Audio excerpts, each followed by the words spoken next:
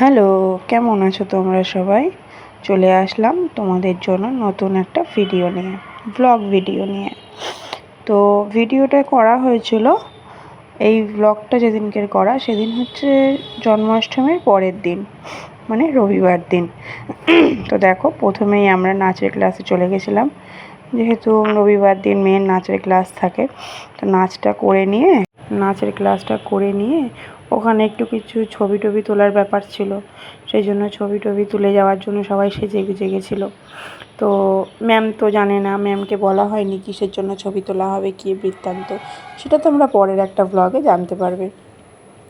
তো মেয়ের নাচটা কমপ্লিট করে ওখান থেকে বেরিয়ে তোমাদের দাদাভাই নিতে এসেছিলো।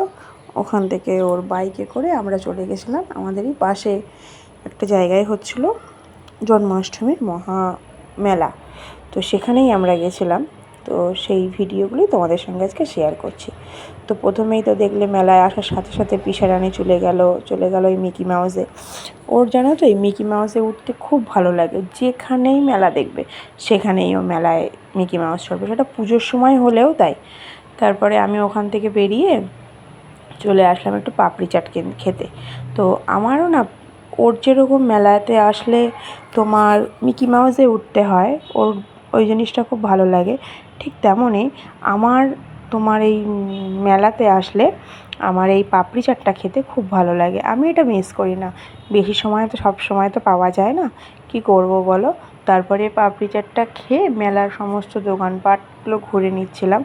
এখনও ঠাকুরের জায়গাটায় যাব একটু পরে, তার আগে চলো বাইরের মেলাটা আমি তোমাদের সঙ্গে শেয়ার করে নিই। তোমাদের দাদাভাই বলছিল বাসনের দোকান দেখিয়ে যে তুমি কিছু কিনবে। আমি বললাম না, এখান থেকে কি কিনবো, তার মধ্যে এত জিনিসের দাম, কেনা যায় না।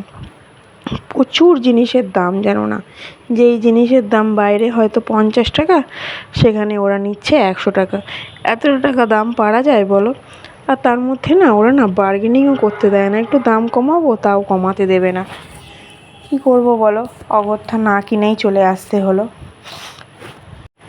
তো ওই মেলার দোকান টোকান ঘুরে তারপরে এসেছিলাম এই মাটির দোকানটায়, যেখানে মাটির জিনিসপত্রগুলো বিক্রি হচ্ছিল। তো পিসারানি বললো যে আমি একটা মাটির ঘট কিনবো পাপা, আমাকে তুমি কিনে দেবে? তোর বাবা বললো ঠিক আছে, তুই পছন্দ কর, আমি কিনে দেবো। বলে ওর পাপা ওকে মাটির ঘরটা কিনে দিল। তারপরে আর কি এই সমস্ত কিছু ঘুরে ঘুরে দেখছি আর কি কিনবো তাই ভাবছি। কিন্তু জানো তো, পিসারানি কিনেছিল ওর যত খেলনা বায়না, ও কিনেছিল এই যে দোকানটা থেকে কত রকমের ডিজাইনার, যখন নতুন নতুন কাটার বেরিয়েছে না, এই কাটারগুলো ওর রাখতে খুব ভালো লাগে, কিনে কিনে রাখতে, ওর খেলতে, ওইগুলো দিয়ে না তো খেলা করে, সুন্দর সাজিয়ে সাজিয়ে খুব সুন্দরভাবে খেলা করে। ওর খেলা করার ভিডিওটা তোমাদের একদিন আমি শেয়ার করব, তখন তোমরা দেখো। তো এইখান থেকে ওই দেখে টেকে ভাবলাম কি ফুচকা খাবো, ফুচকার দোকানে ভিড় দেখো। তো ওই জন্য আর খাওয়া হলো না। এবার বাবা তোমাদের দাদাভাই বললো যে চলো আগে মন্দিরটা দেখে আসি, যেখানে ঠাকুরটা রেখেছে সেই জায়গাটা আগে দেখে আসি। প্রথমে এই দেখো, এখান থেকে মেন এন্ট্রেন্স, এখান থেকে ঢুকে যাচ্ছি, আর ডান দিকেই এখানে একটা পুকুরের মধ্যে বাবা মহেশ্বরকে এরকমভাবে সাজিয়ে রেখেছিল, তো খুব সুন্দর হয়েছিল। আর এই যে আমাদের শ্রীমাধব, খুব সুন্দর মূর্তি করে জানো তো, প্রত্যেকটা লীলা এখানে শ্রীকৃষ্ণের খুব সুন্দর সুন্দর করে সাজায়। তো আমিও তো দেখে এসেছি, তো সেটাই তোমাদের সঙ্গে শেয়ার করছি, তোমরাও একটু প্রভুর লীলাগুলো দেখে নাও।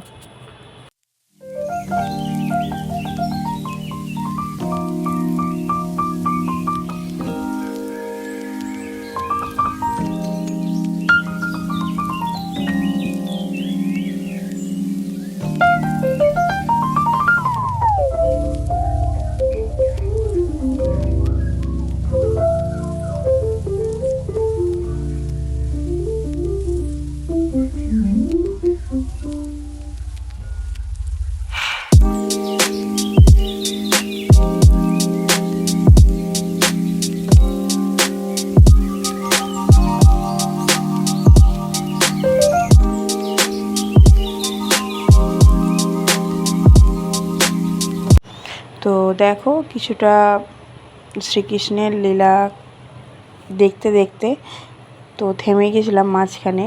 তো মার ওখানটায় বড্ড ভিড় ছিল, ওই জন্য থেমে আমরা আমাদের কিছুটা ছবি তুলে নিলাম।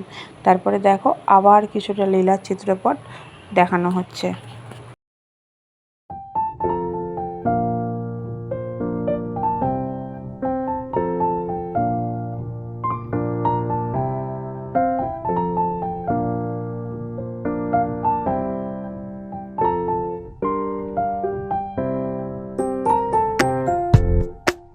তো দেখো পুকুর ওখান থেকে বেরিয়ে চলে আসলাম আমরা এই মেলার প্রাঙ্গণে। আবার ওই মেলাটা ছিল বাইরের দিকে আর এই মেলাটা ছিল ভেতরের দিকে। তো মেয়ে মানুষ বলে কথা, জুয়েলারির দোকানে আসবো না তা কখনো হয়? তো এই দোকানগুলোতে না জুয়েলারি ছিল, ভালো ছিল মোটামুটি, কিন্তু খুব বেশি ভালো ছিল না। আর সেই রকম পরিমাণে দাম, প্রচুর পরিমাণে দাম। তো তোমাদের সাথে তো আগেই বললাম এত দাম কি বলবো বলো। তো দামের জন্য না কিনতে পারছিলাম না। তো শেষমেশ এই দোকানটায় এসে কিনলাম। এই একটা চুড়ি কিনেছিলাম আর একটা কানের কিনেছিলাম, তোমাদেরকে সেটা দেখিয়েছি। এই দেখো আমাদের পিসাবড়ি। আর তো আজকের ভিডিওটা এই পর্যন্তই। তোমরা কে কোথা থেকে আমার ভিডিওটা দেখছো নিশ্চয়ই কমেন্টে জানিয়ে যেও।